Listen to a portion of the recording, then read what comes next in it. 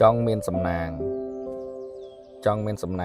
អ្វីល្អចូលមកកាន់ខ្លួនឯងប៉ុន្តែអត់ព្យាយាមអត់ប្រឹងប្រែងអត់ធ្វើអ្វីដែល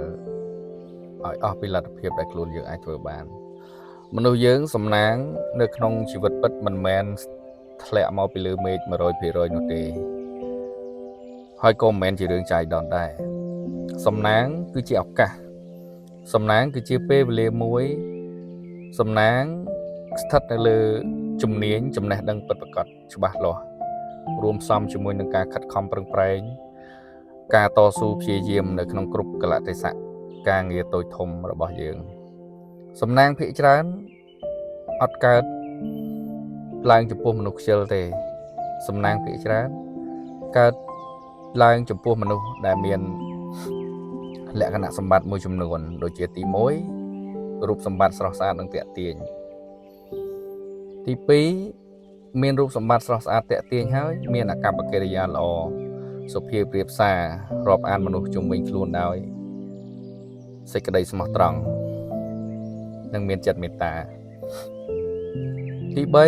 3មានសមត្ថភាពមានជំនាញពិតប្រាកដមនុស្សដែលមានចំណុច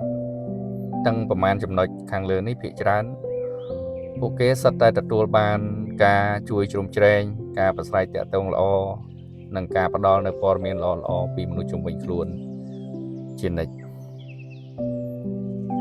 ពេលយើងប្រឹងប្រែងកាន់តែខ្លាំងសំណាងនៅឱកាសល្អនឹងចូលមកកាន់ខ្លួនយើងកាន់តែច្រើនមិនមែនយើងដេកសុកសំណាងធ្លាក់មកលើខ្លួនយើងមិនមែនយើងនៅស្ងៀមសំណាងកើតឡើងដោយឯងលុយហូរចូលផ្លុកមិនមែនទេដូច្នេះដើម្បីបង្កើតសំណាងជីវិតបងប្អូនយើងគួរតែប្រឹងប្រែងព្យាយាមបង្កើននៅចំណេះដឹងជំនាញចំណេះពិតប្រាកដរួមទាំងការប្រស្រ័យទាក់ទងល្អនៅក្នុងសង្គមរាប់អានមនុស្សដោយស្មោះត្រង់និងបង្កើតនៅសេចក្តីល្អជុំវិញខ្លួនឲ្យបានកាន់តែច្រើន